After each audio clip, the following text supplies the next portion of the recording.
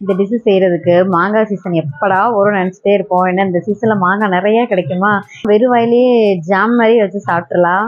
மாங்காய் பச்சடி யாருக்கெல்லாம் பிடிக்கும்னு சொல்லுங்கள். மாங்காய் பச்சடி அவ்வளோ டேஸ்ட்டாக இருக்கும். செய்கிறதுக்கும் வேலை ரொம்ப மிச்சம். நல்ல ஒரு பெரிய கல்லம்மா மாங்காய் தான் இதுக்கு டேஸ்ட் நல்லாயிருக்கும். இந்த கிளி மூக்கு மாங்கான்னு சொல்லுவோம்ல, அந்த மாங்காய் தான் இந்த மாதிரி இந்த சைஸில் குட்டி குட்டியாக இருந்தாலும் பெருசாக இருந்தாலும் நமக்கு என்ன சைஸ் வேணுமோ கட் பண்ணி வச்சுக்கலாம்.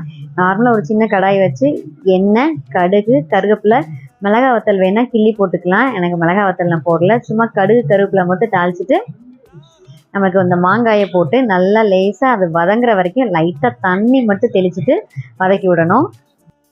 இந்த டிஷ் நல்லா இனிப்பு, புளிப்பு, காரம் எல்லாமே இருக்கும். கொஞ்சமாக மஞ்சத்தூள், கொஞ்சமாக காரத்தூள் மட்டும் போட்டு மாங்காய் வெந்ததுக்கு அப்புறமா இந்த 2 பொடியும் போட்டு நல்லா கிளறிட்டு, இது கூடவே மண்டை வெல்லம் போடுங்க. இன்னும் நல்லா கலரும் நல்லா இருக்கும். என்கிட்ட மண்டை வெல்லம் இல்லை, அதனால நாட்டு சக்கரை போடுறேன்.